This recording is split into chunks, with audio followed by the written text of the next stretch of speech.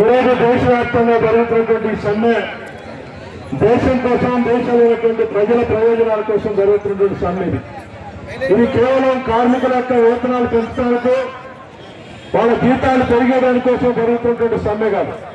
నరేంద్ర మోడీ ప్రభుత్వం వచ్చిన తర్వాత ఈ దేశంలో ఉన్నటువంటి సంపదని, వనరులన్నింటి కూడా కార్పొరేట్లు కట్టబెట్టడానికి కూడా 29 కార్మిక చట్టాలు రద్దు చేసి 4 లేబర్ కోడ్లు తీసుకొచ్చేటువంటి సందర్భంలో కార్మికుల యొక్క హక్కుల, ఉద్యోగ భద్రత కోసం జరుగుతున్నటువంటి సమ్మె ఇది. అదేవిధంగా ఈ దేశ ప్రజానీకానికి అన్నం పెట్టేటువంటి రైతాంగానికి ఇవాళ అనేకమైనటువంటి నష్టం చేసేటువంటి నల్ల చట్టాలు తీసుకొస్తా ఉన్నారు. మొన్న అమెరికాతో చేసుకున్నటువంటి వాణిజ్య ఒప్పందం ఈ దేశంలో ఉన్నటువంటి రైతాంగాన్ని పూర్తిగా ఇవాళ వాళ్ళ హక్కుల్ని కావాల్సిన విధంగా మొత్తం కూడా అమెరికాలో పండించేటువంటి ఉత్పత్తులకు ఇక్కడ సుంకం లేకుండా, ఇక్కడ పండించేటువంటి రైతులకు గిట్టుబాటు ధరలు లేకుండా చేసేటువంటి ఒక కుట్ర ఇవాళ నరేంద్ర మోడీ ప్రభుత్వం చేస్తాము. అందుకని ఈ దేశంలో రైతాంగాన్ని రక్షించుకోవడం జరిగేటువంటి సమ్మె ఇది సమ్మె.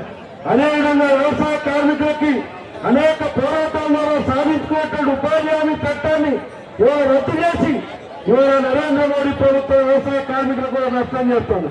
అందుకని మొత్తం కార్మిక వర్గం, శ్రామిక వర్గాన్ని రక్షించుకోవాలంటే ఈ మోడీ ప్రభుత్వాన్ని గద్దరించాల్సినటువంటి అవసరం ఉంది. ఈ సమ్మె కాదు, రాబోయేటువంటి రోజుల్లో మరిన్ని పోరాటాలకి కార్మికులు, రైతాంగం సిద్ధంగా వచ్చినటువంటి అవసరం ఉంది.